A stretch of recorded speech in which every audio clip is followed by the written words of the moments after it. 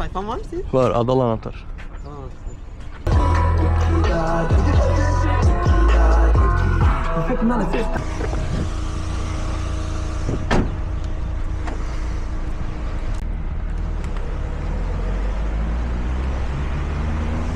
Bu Opel değil mi?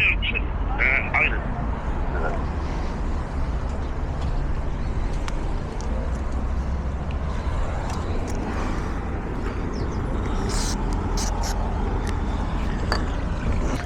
Nasılsın abi? Eyvallah.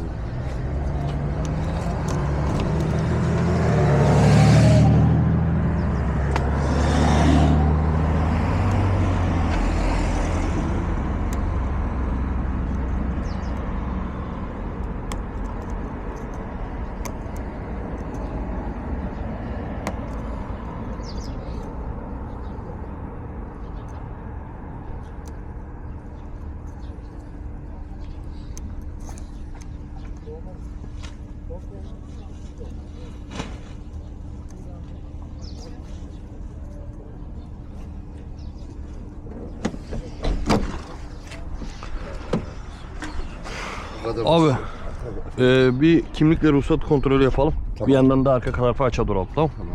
Önce kimi şey alalım.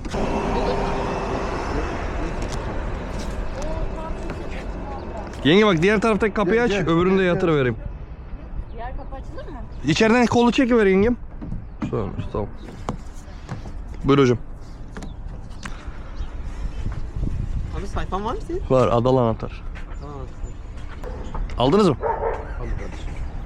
Abi açarken kısa bir video çektim, paylaşabilir miyim? Senin için bir sakıncası yoksa. Yok sıkıntı yok. Teşekkür ederim abi. Teşekkür ederim. Abi Allah bereket versin. Bereketli görüşürüz. Adalı Anahtar. Akşama yüklerim videoyu. Bakabilirsin orada. Tamam. Abi görüşürüz. Teşekkürler izin verdiğin için.